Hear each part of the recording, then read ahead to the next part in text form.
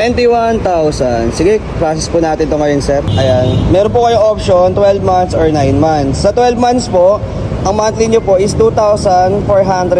Sa 9 months naman po is 3,090. Saan po kayo, sir? Click I agree. Tapos, pay with G-Gives na lang. Sir, pumasok na po. Bali, pasend na lang po itong resibo sa akin, sir. Tapos bayaran ko na po. Sir, thank you po. God bless po. Ayan po. Eto naman tayo mga gar sa ating panibagong trading series. So ngayong araw may kamit up pala akong 21,000. Nandun na yung tao. So larga na muna ako. Paano ba yung mga gar? Samahan niyo ako sa panibagong trading series. Pero sige po. Sige po. Saan ba natin? Di ba? Sa gilid na lang. 21,000. Sige, process po natin to ngayon, sir. Ayan. Sa mga nagtatanong paano malalaman kung may offer sila kay G-Gives, please pakipanood naman to bago kayo magtanong. Kasi marami nagtatanong, paano ma-unlock? I-click nyo lang po ito.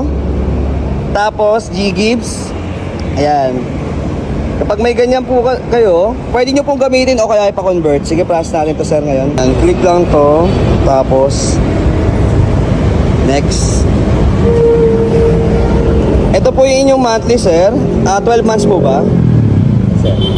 Ayan. Meron po kayong option, 12 months or 9 months. Sa 12 months po, ang monthly nyo po is 2,430. Sa 9 months naman po is 3,090. Saan po kayo, sir? Sa 12 months. 12 months na lang po. Sige po. Click I agree.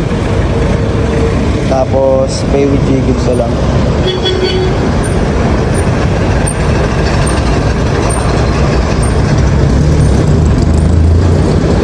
Wala yung bata mo Opo.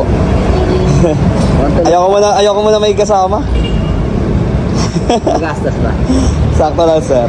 Ano, sir, pumasok na po. Bali, pasend na lang po itong resibo sa akin, sir. Tapos bayaran ko na po. Si Mrs. na magsis. Ako, bayaran ko na po, sir. Thank you po. God bless po. Ayan po.